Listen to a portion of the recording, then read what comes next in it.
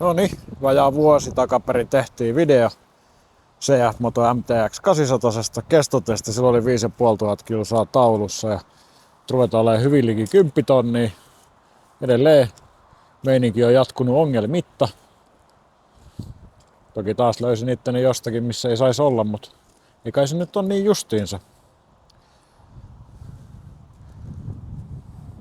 Sivulaukut jäi himaa, ei tarvinnut laahata, vähän köykäisempi ajaa.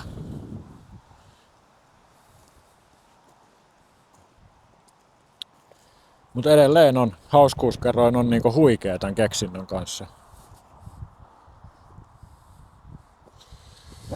Toki tää nyt lähtee vaihdossa. Tilalla tulee tonninen MTX. Yhtä ainut järkevää syytä ei ole vaihtaa.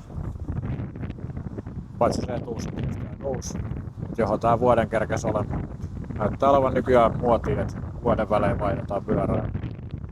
Vaihdetaan nyt tonniseen. Vähän lisää löylyy, mitä tässä toki on ihan tarpeeksi. Ei ole kertaakaan jäänyt voimasta vielä kiinni tämän kanssa. Että ihan hyvin on ollut potkua. Edelleen tyytyväinen hankintaan.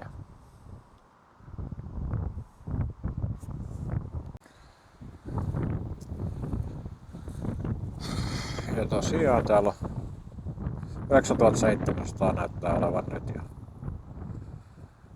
on toi lisänäyttö tossa. Saa CarPlay, niin on kiva suihkii, kuunnella kalsarin heviä ja ajella pitkin poikin pusikkoja. Mut toi moottoripyöräily ihan uutta niinku puhtia ja potkua. Tuo tiellä ajaminen oli tylsää, kun tarvitsee työssä ajokorttiin. Näillä suljetuilla alueilla voi ajaa vähän reippaammin. Tää on hauskaa touhua.